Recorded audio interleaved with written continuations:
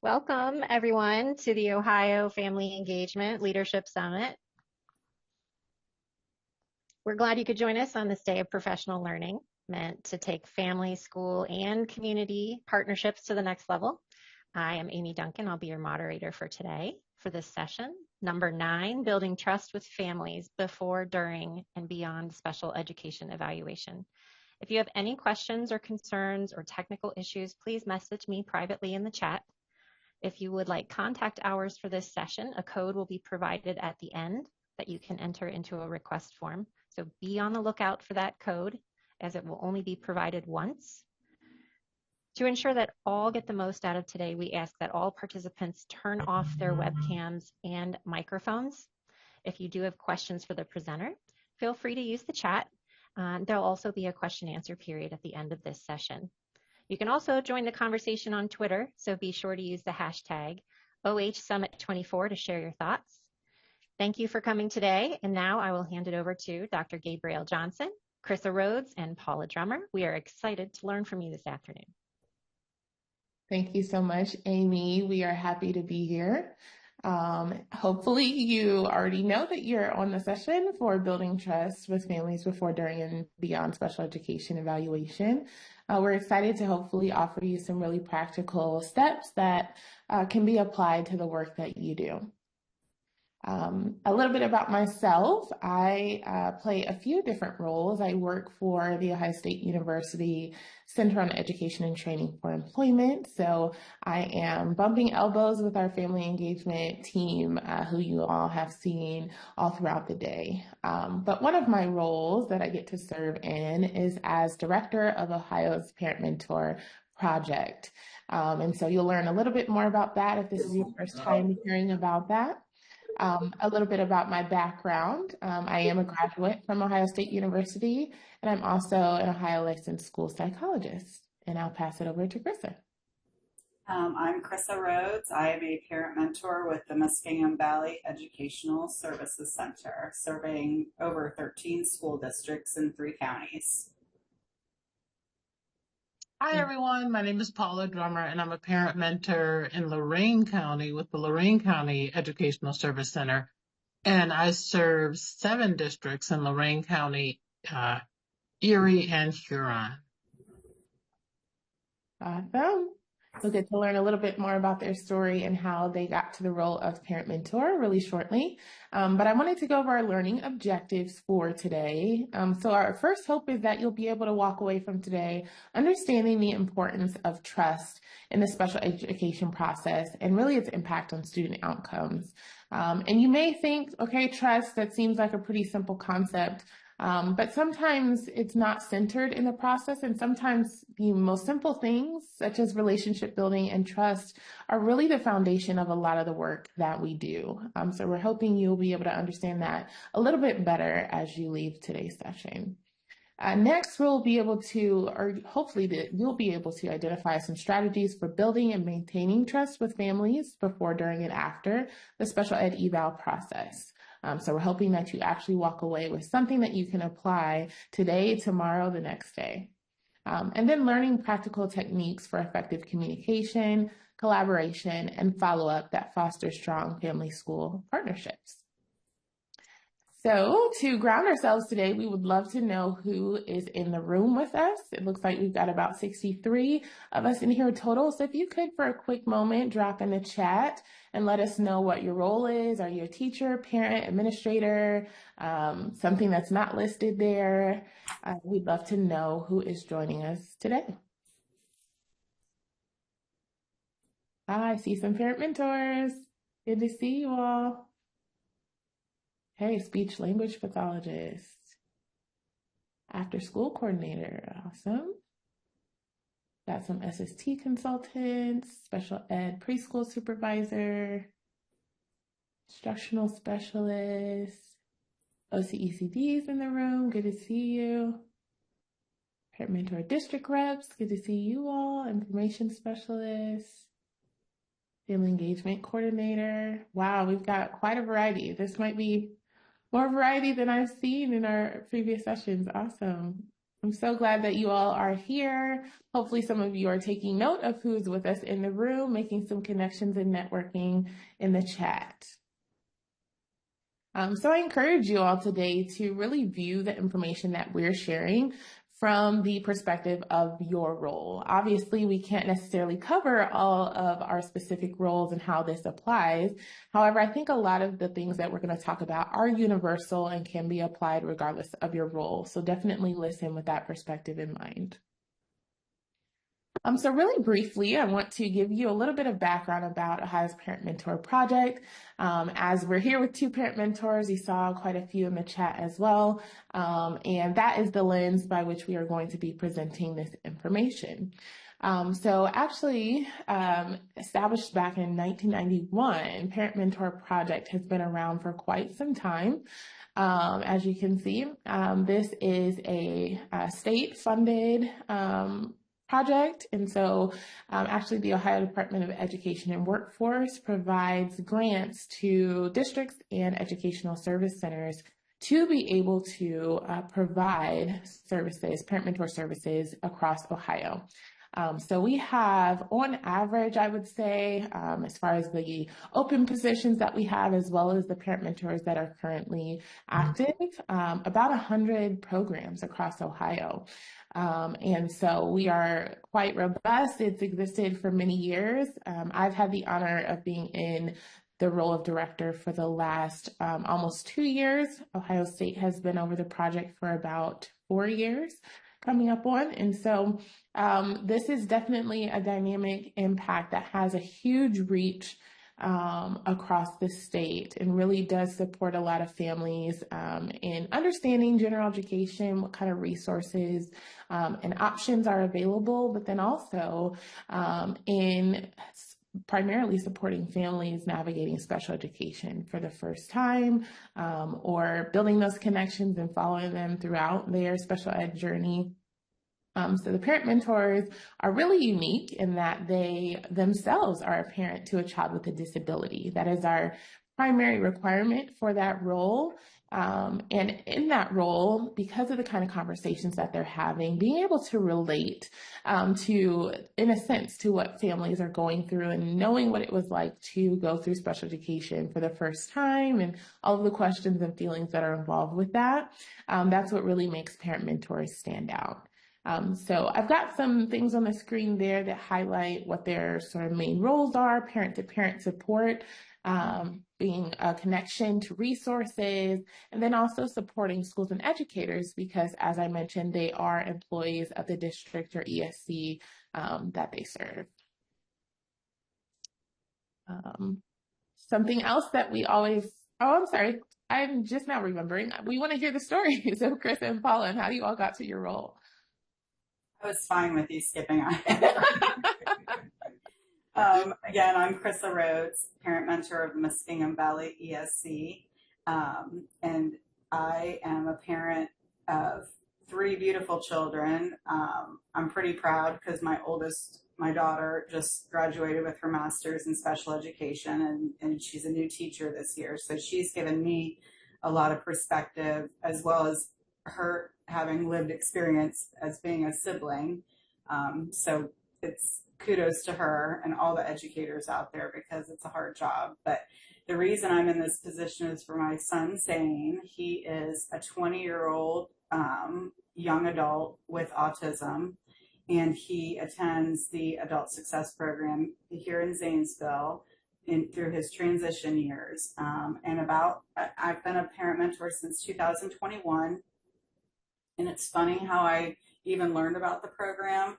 I happened to be on a work trip with my husband and sitting by a pool next to a gal who was telling me about her journey and all the things that she does. And I'm like, I want that job. I'm done working I worked for Children's Services for many, many years. So I have a background in social work, and I worked as a social worker in a nursing home, which I loved, and it's great. But she told me about this job, and I said, I have to have this job. And she was a parent mentor, and she connected me with someone in my community, and the rest is history. And sometimes if you are sitting by a pool somewhere talking about your journey with someone, you might just land the best job ever. So that was my journey, where how it came to be for me. It's interesting. So I'll follow I know. that is. Why not, right? Yeah, my story is not quite as exciting. So I don't know how I ended up. So I have two children, my husband and I, and one just graduated not from college, excuse me, from high school. So we just dropped her off far away from us. So that's been a transition. So we're in our own transition in this house. And then we have a 16-year-old. I have stopped using the term nonverbal because he does have a few words, but he is a complex communicator. So we have always been from, the age of 3, introduced and into in the special ed system. I will never forget walking into that first meeting, and it was just myself. And I think my mother came with me. And you all know all the professionals that are there. And I just was not, I thought I was prepared, but I was just completely overwhelmed.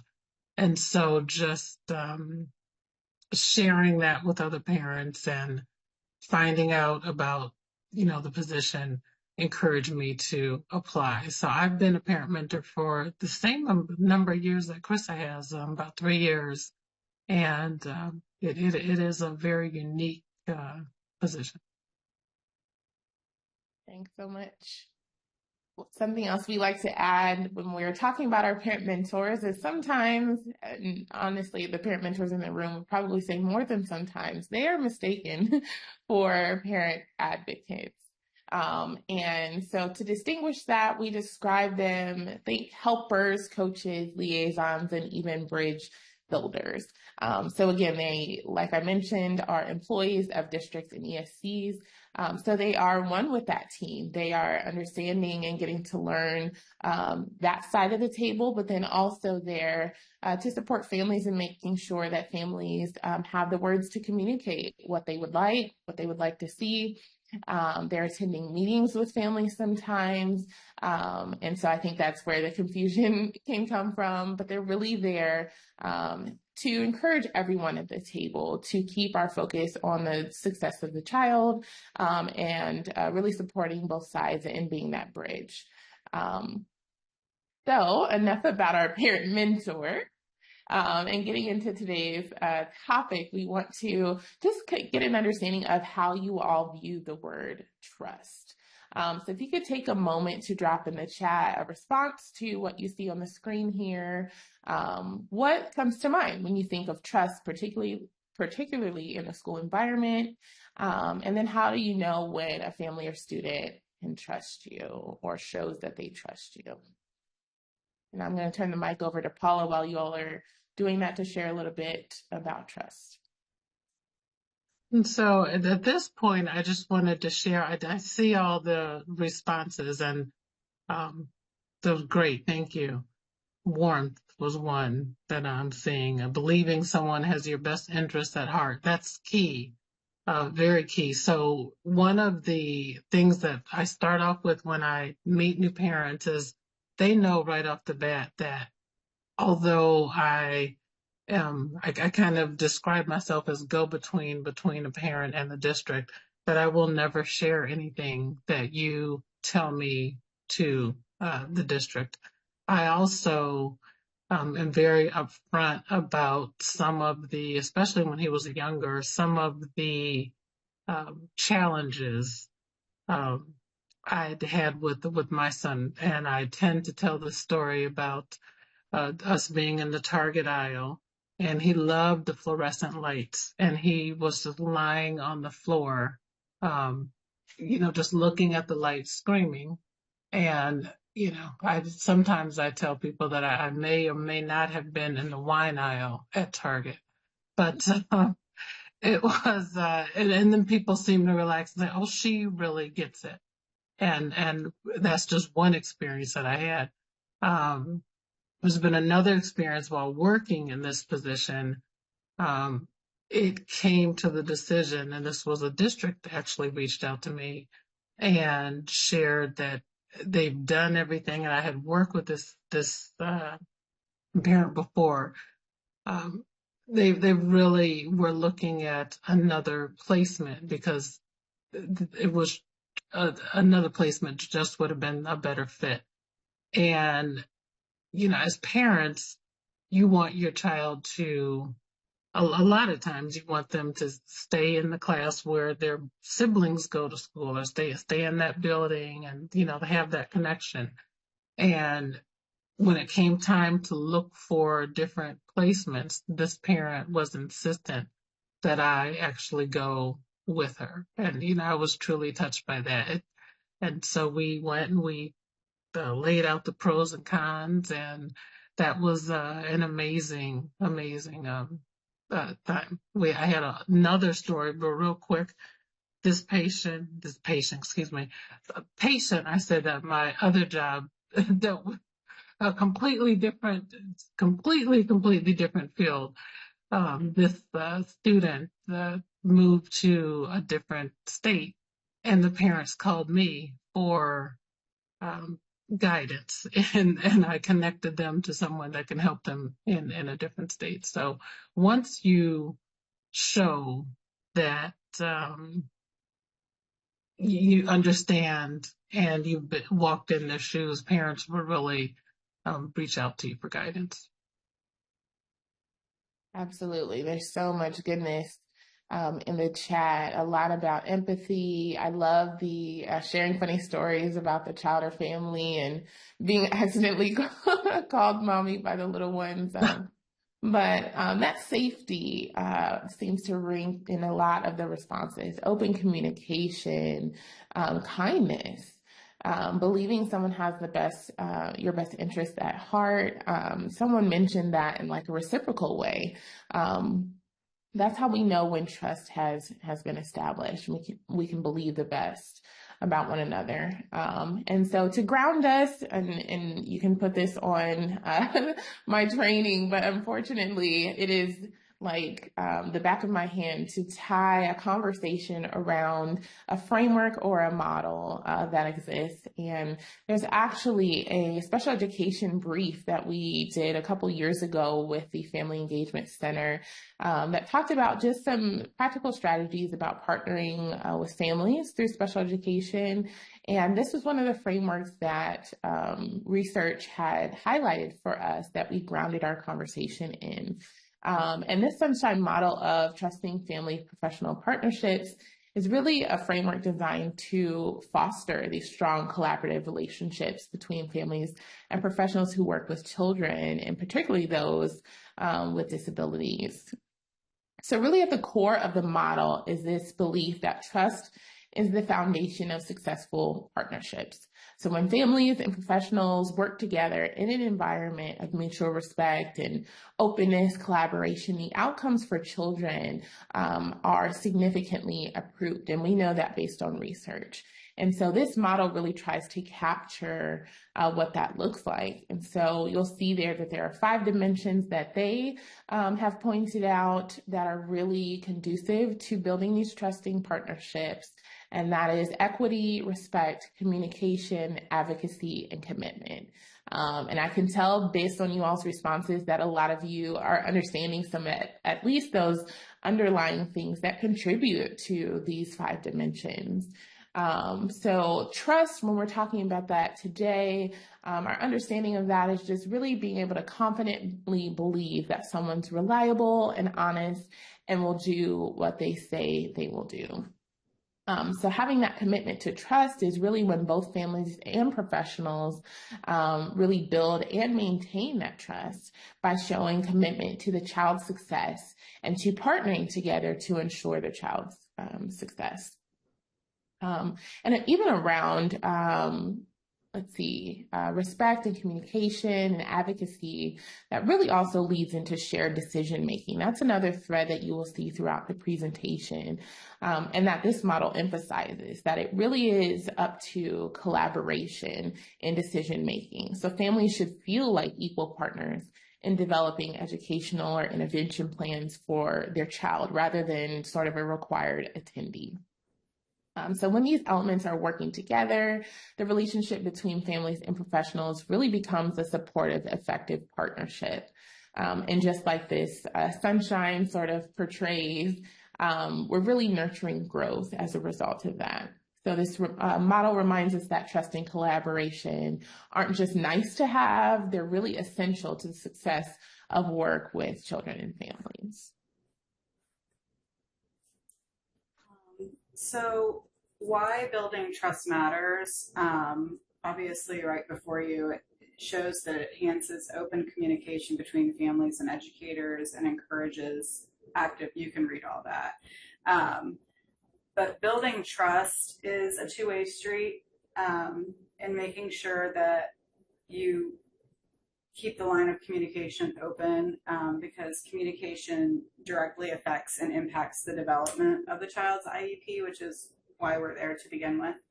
And building trust through positive communication is so key, because if the trust is broken, it often becomes harder to work together. And when communication breaks down, it may lead to negative interactions and more disagreements. And so I think from the previous slide, talking about the parent mentor versus parent advocate role, it is absolutely one of the hardest things to stay in the middle ground.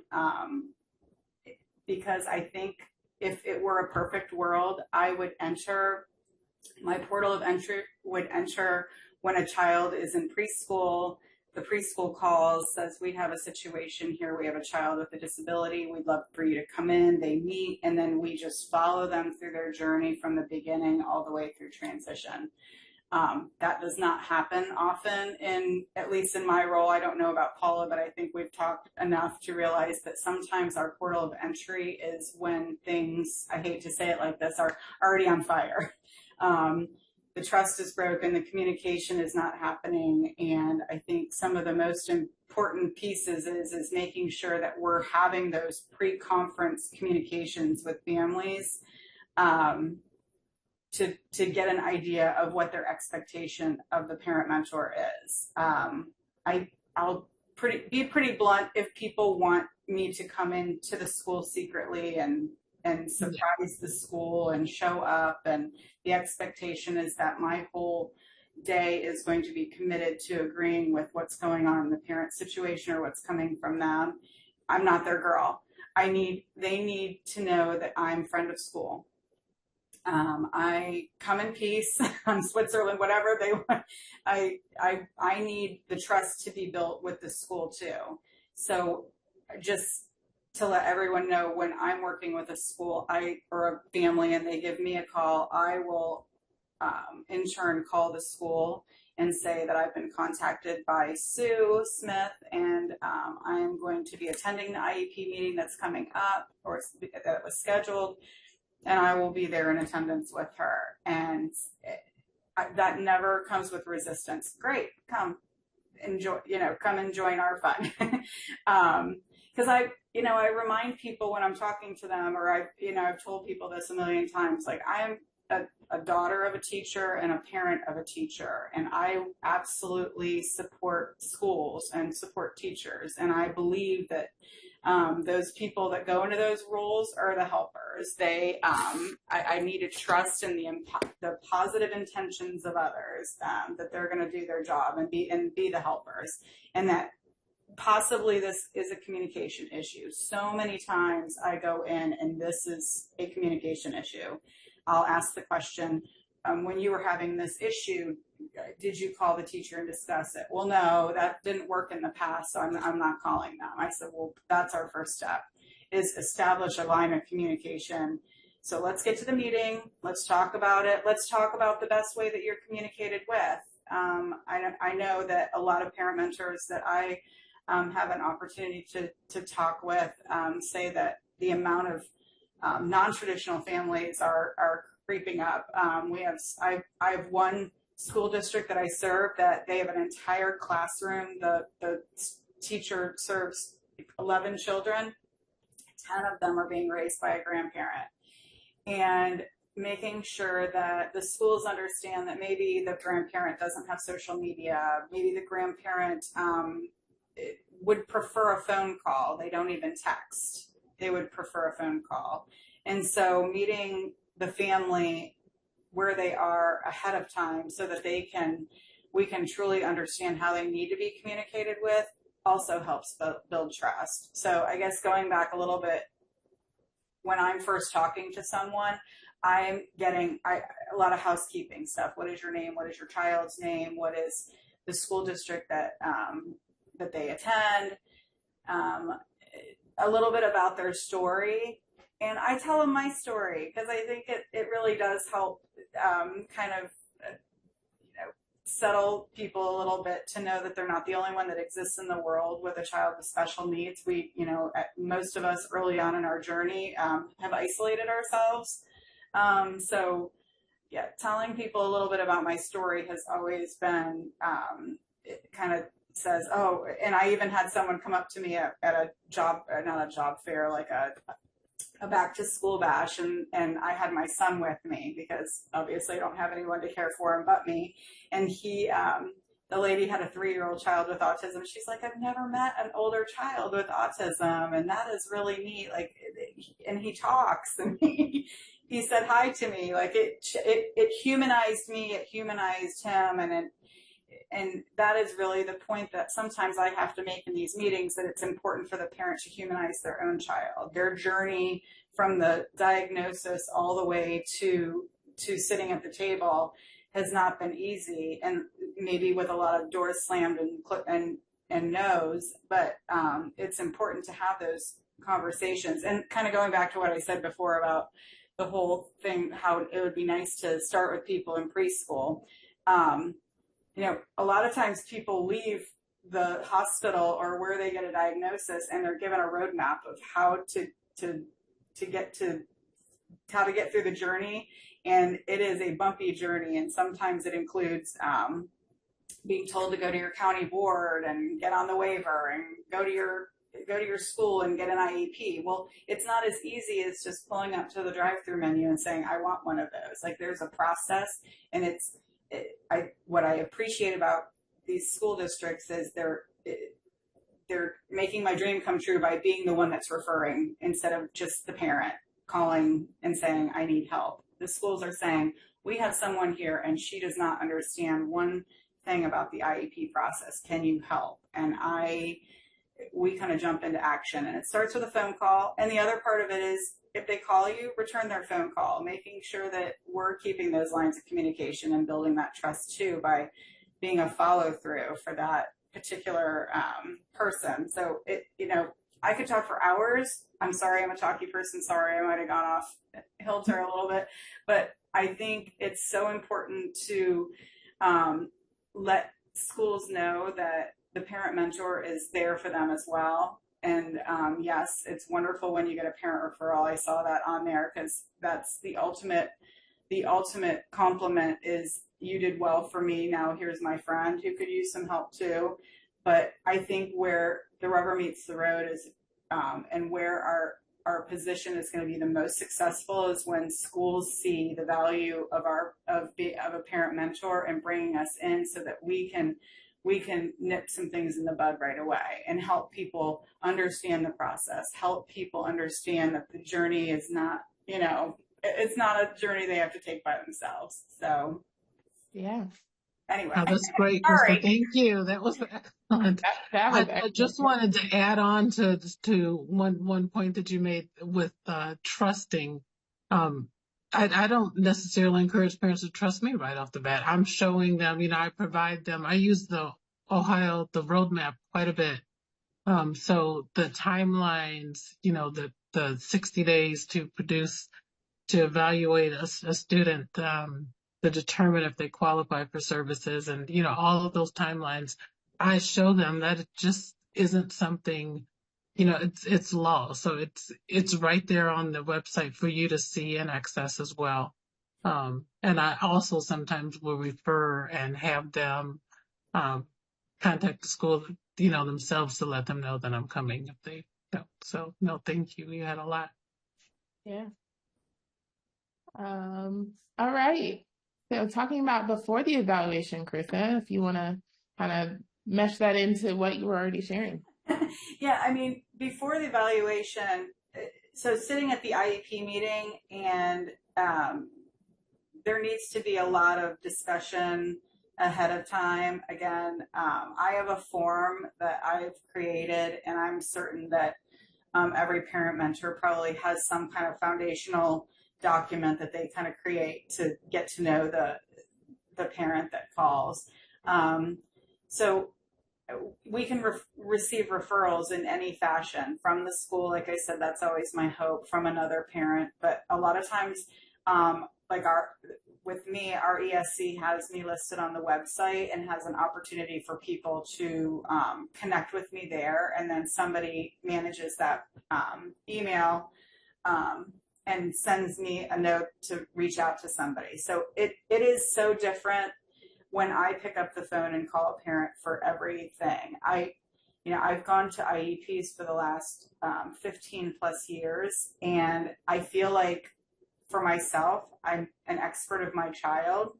But when somebody calls and says that they have a child maybe that has high medical needs, seizures, needs an action plan, I absolutely do not pretend to understand their journey, but I will research. I have a family of parent mentors that I can reach out to, and we have an opportunity to reach out to each other through different avenues. And I can say, I have a parent who has a child in this situation. Does anyone have any experience with this? Like, I have a phone a friend, just like that show, Who Wants to Be a Millionaire? I have a lifeline. I have phone a friend. No parent mentor says that they're an expert on every scenario, but we certainly have a network of ways to find out. So that is part of my pre-evaluation, is really researching what's going on with this child, understanding what's going on. Is it a communication issue? Is it that the school's choosing not to evaluate? What are my rights? Some of the things I like to do is, I was so thankful at our last conference.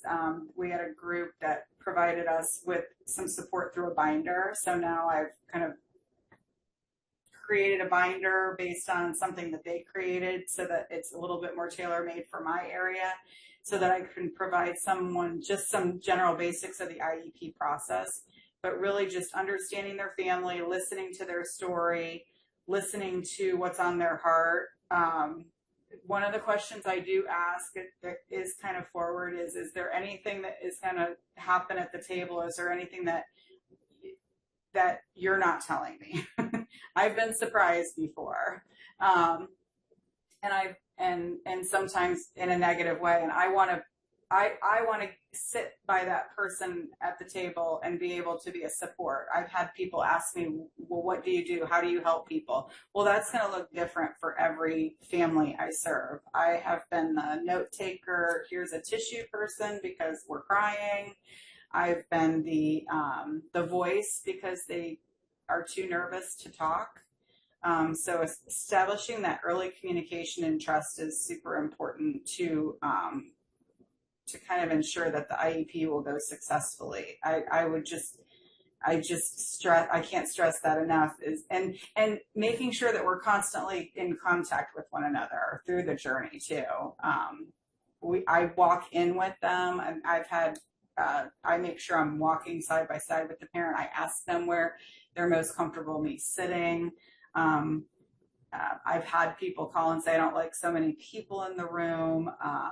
I don't like the way the room is set up. So I've called the school ahead of time and asked them to make a round table so we can all sit a certain way, so the parent can look at everyone instead of feeling like there's two sides to the story, or two sides. Because when I remind people, especially in the meetings when people are saying, hey, I need you to be on my side, the school's over on that side, I just remind people that the table needs to be round. We are all on the same side. If everybody can agree that we're there for the child, then we can absolutely make this meeting work. Absolutely. Some of the other things that we want to consider before the evaluation is really cultural sensitivity should be really a high priority. And it starts with knowing your community. So before you're even working with an individual family, it's important to know what kind of language needs are in your community, what kind of cultures are present in your school. Do we have resources ready and available? A lot of schools that I know, and even parent mentor projects, will establish almost like a flyer, brochure, or document with those resources already ready to go, so that we can apply those early and proactively. And then when it comes to your individual families, you want to take time to learn and incorporate their background, values, and expectations. We had some conversations around stigma when we were planning this presentation, and how real that is a part of special education. A lot of times there are conversations that have to be had to even help the family understand what's the purpose of special education. What does this mean? Special education has evolved over time. So a lot of times people's understanding of what their child will experience or what the goal of it may be misinterpreted, or maybe culturally there are some concerns around special education. So we want to have, again, those conversations early and proactively. Providing materials in the family's preferred language. It comes, to mind as something that we should be considering, but you'll be surprised with stories that we hear sometimes of how difficult it is for families to just get the information that they need in a language that they can understand. And then also a key that I keep in mind from my school psychology training is beyond just providing interpreters or having someone in the room that can explain the information word for word, you also want somebody that has some kind of an understanding of special education, or has seen these forms and reports before, or has a relationship with the team to be able to get a little bit of a better understanding, because it's not just translating word for word, especially considering certain languages. Sometimes it's about communicating the essence of what is being shared, or sometimes with a report, there's information that word for word translation is not really getting the family to fully understand what's going on. So it's a little bit of a step beyond just providing that interpretation.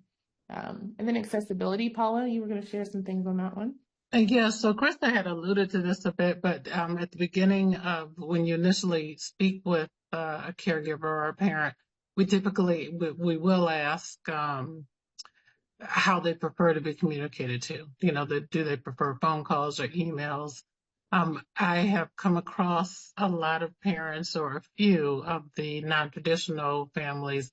The grandparents are just, they may have access to the internet or a phone, but they're not that technically savvy with how to attach documents or send them to me. And so we have had school districts send documents to us, like their IEPs and ETRs, or they will have to call the school and have the document emailed to them, and then they can forward it to me. So it is, that's always a consideration. I've always had to think about how to, have parents, the best way to communicate. They also, I've had to mail some documents to some grandparents. And so that's always an option. And sometimes you just have to do, the old fashioned way and mail documents. Anything to add, Krista? No, you'd have to do whatever it takes, and you have to encourage the school to do the same thing. I know that a lot of schools are trying to stick with media, and it just works for younger folks. But as I mean, I have grandparents and great grandparents. They absolutely, and the other thing too is the areas, like you said, that don't have internet at all, like the more rural areas. Just making sure that we kind of serve, because that's a lot of the areas that I serve, is some more of the rural areas, and they absolutely, it's about what school looks like in that family, and sometimes it doesn't look the same as other families, and so we have to try and encourage everyone to be on the same level playing field, which is really hard sometimes. So during the during the evaluation, imagining families as expert evaluation team members.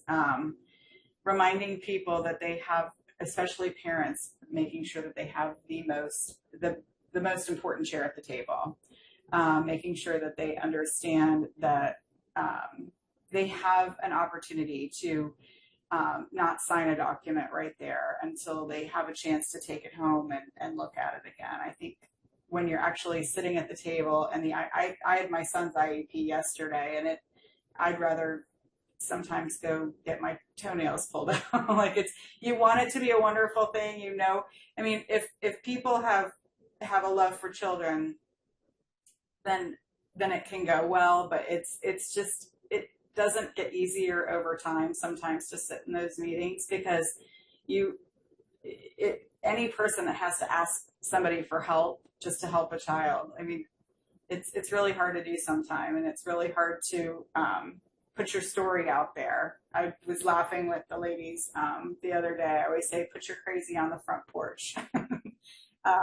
Tell the school if there's some things going on in your family. Tell them that if like maybe a trusted person that maybe there's some domestic issues going on, or maybe there's some private things that are going to affect your child in the school day. So some of that needs to be brought to the table so that we can make a successful IEP and really recognize the unique educational needs of that child. And it's my favorite. I know a lot of people experience this, where you're in a meeting and they say, well, this doesn't happen at home, or they've never done that here. That's the time for it. Well, he does do this at home, or he does do this at school. How are we going to address it? What resources can we find? Making sure that families know what resources are out there, which means we need to know what resources are out there, like embedding ourselves in as many organizations as we possibly can, so that we can provide good, rich information while we're sitting at the table during the evaluation process. And to piggyback on some of the things that Krista mentioned, during the evaluation, we walk in and make sure that the room feels welcoming, and using plain language. I tend to interrupt a lot during IEP meetings, only because, as all of us have been in several IEP meetings, if not up to over 100 or so, we are used to the language.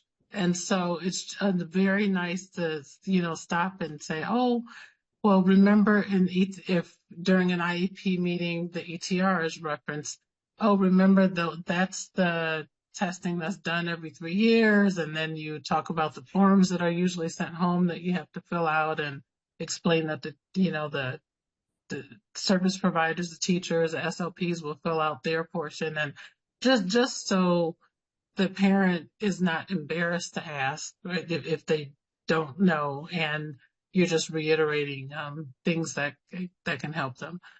You're always constantly stopping and asking if they understand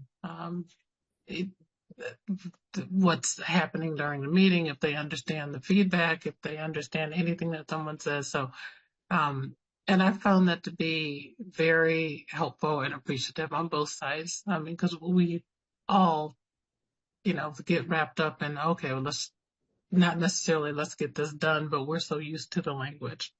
And it's also important when presenting results, to really, really talk about the patient's, here I go with patient again, the student's strengths and areas of growth. And, I speak from a parent of a child who has significant cognitive delays. And it is always nice when I hear a staff member mention some of his positive aspects and some of his strengths. And then finally, make sure that you're providing clear explanations of the evaluations and how we're going to help support the student. Absolutely. So after a student qualifies for special education, this is, again, another area where we want to have parents as a team member, a very forward-facing team member.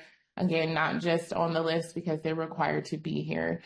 So collaborating around goal setting really looks like families having some input around what the individualized education goals are. I know a lot of times teams, especially with our large caseloads, it's easy for folks to just kind of default to certain goals that they're used to seeing with a particular disability. But this is the opportunity for us to really individualize this experience. And we owe that to students and to families. And so we want to make sure that their voice is heard and that they are proactively involved in every decision, that we're not coming to the table with decisions already made in mind and just looking for, a check mark. Continuous communication. So this is regular check-ins beyond just the evaluation. And I know there's 3-year re-eval that we talk to families about, and kind of giving them that basic understanding of what's required federally when they can expect to have follow-up. But really that trust and relationship building is put at the forefront when we look for opportunities to communicate progress and feedback to families, that we're not waiting for when it's required, right? It's proactive. It's really letting the family know that, we're paying attention, and we're valuing you all's role in this process. And then being proactive about transitions. You'll see some information and some guidance around that in that document that I referenced, the special education brief about partnering with families through special education. In that, transition is another one that I think school teams often default to what's required federally. So for example, not really beginning those conversations around transition until the child is 14, not realizing that there's all sorts of ways to even informally talk about transition planning, or, even from preschool to elementary or elementary to middle school. All of those conversations are very essential in, again, building that relationship and trust with the family and letting them know, we're not just doing what we're required to do, we're doing this in a way that's really going to benefit you and your child. Anything that you wanted to add, Krista, on that? Oh, and really to dovetail on that, there is no one size fits all approach on trying to prepare for transition. I'm in it right now, and I know that the journey looks different for everyone, especially some of the families that I serve. I think some of the more discouraging times for me is when the first time chance meeting I have with a family, it's after they're 14, and we're sitting down and having those good meetings, and there's not really a plan, or the child is significantly behind in their academics and they're not on track at all in their journey. And really, kind of to go back, what you were saying is to really have those conversations before people turn 14, how so impactful it is, even if it's asking the school to have more functional goals early on, whatever you need to do, because conversations just really need to start earlier than 14. It makes the process feel less daunting, acknowledging where the family currently is and how they feel, where their hopes and fears and goals are for their own child is really critical to understand. Like, have they talked about what this child is or young adult wants in their future? Really getting the child's opinion, letting them know that young adult's going to be sitting in the meetings and we're going to be talking to them directly. So to have those conversations with them. I'm a Charting the Life course ambassador, and one of the things that we try and make sure in that process is making sure that we're trying to figure out through conversation how to get the best life for this young adult. So transition's really important to me, and when I have conversations with families, even if it's in preschool or what have you, I remind them that the train is going really fast. I mean, in the blink of an eye, he's 20, and so that same blink of an eye, he's going to be out of transition age, which is past 22. And what does that look like? I have my plan. Do you have a plan? Do we need to start a plan? So I want to make sure people are comfortable with with the thought of transition. But I wanted to kind of share with you a little story. It kind of jumped way off the track from transition about one of my favorite moments as a parent mentor. I received a phone call from the school, which made me really happy. They were looking for a transportation to help a young family. Their child was about 5 or 6 years old, and he was profoundly deaf. He was completely deaf, and they were just utilizing any resource possible to help this family to get this child successful in the school system. And they had convinced them that maybe the best option was the Ohio School for the Deaf. And the reason for calling me was to help with arranging transportation. Can I help this family get a ride? Can we contract a outside source? And I said, I'll take them. I'm going to go. And they couldn't believe that I would just put a bunch of strangers in the car, but maybe I'm a little quirky and that works for me. But I said, absolutely, I want to go. I'll take them. And she couldn't believe it, but she was able to get them an appointment up there at the Ohio School for the Deaf. So 3 days later, I showed up at their house. It was completely dark in the neighborhood. These 3 people crawl into my car, which was fine. And within 5 minutes of driving, they were all asleep and they were snoring. And it was the funniest thing. So just kept driving. It was about an hour away. We got there. They were still sleeping as we checked into security. Got there immediately. They were very welcoming to this child. They had an interpreter there signing for him, even though he didn't know sign. We got a chance to see a classroom so he could see his peers, other children that would be signing. And it was the most amazing thing to watch and see this child see children that were similar to him, because the deaf community, they have to learn 2 languages. They have to learn sign language, and then they have to learn the American language without hearing. And it was so amazing to see this team come together for this family. By the time we left, he was enrolled. He's the youngest child that they've let stay on campus. So he would leave. So we arranged it that he would leave on Monday morning.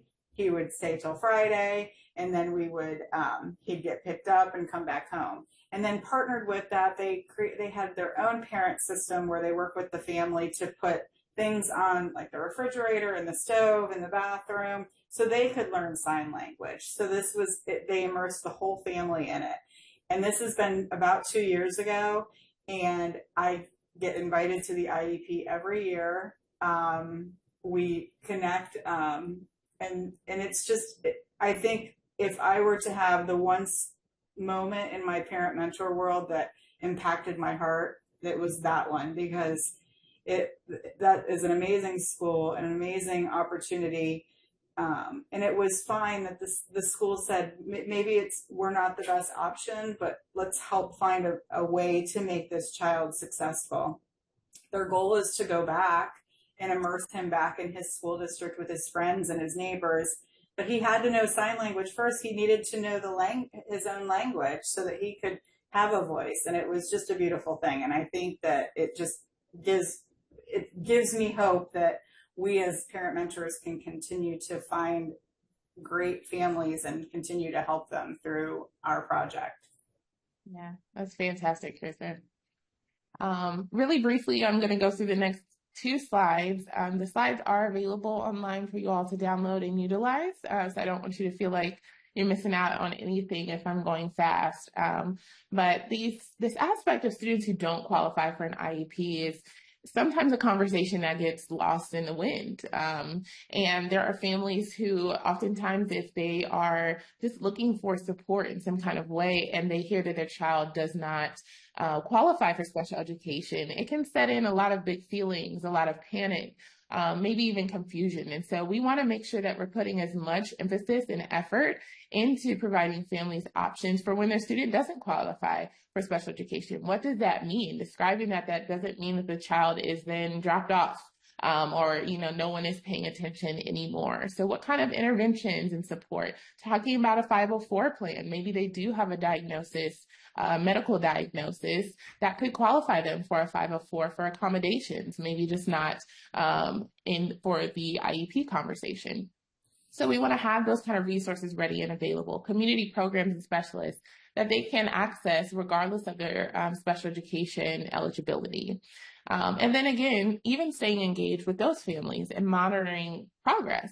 Maybe they're not eligible for special education right now, but maybe in a few years when, if there are still concerns, then it's possible that they are reevaluated and then they qualify then. So we want to make sure that we don't leave families in the dark if they are not qualifying for special education. There's even trust and relationship building and value even in that part of the journey. And then also don't want to, we'd be remiss not to acknowledge the aspect of rebuilding damaged or broken trust. Or like parent mentors have talked about already, sometimes families are already approaching them with broken trust. Maybe they have already exhausted what they feel are their options at the school, or maybe they have a disrupted relationship with the student's teacher or the student's principal, and there's already some broken trust there. So we've just got some things here for us to consider, listening with intentionality, really validating feelings and concerns. I would say parent mentors are the expert at that. All of our parent mentors are so good at that because that's a skill that they really have to utilize. But that's something that all of us can do regardless of our role, and looking for an opportunity, if it's there, to take responsibility. Yes, we are in these sometimes powerful positions in an education space, and we don't want the family to feel like, because of that, maybe we're taking advantage of that power. No, if there was a ball dropped or if there's another avenue that can be explored, we want to take that responsibility. Transparency and clear communication are essential. Not talking above our families, but making sure our language really meets them where they are. That's an easy way to repair broken trust. Again, bringing them in on solutions, not talking at them, but allowing them to be a part of that decision making. One I want to highlight really quickly is that encouraging mediation before escalation, that there are other options before we want to, pursue due process or escalate higher to even the Ohio Department of Education and Workforce.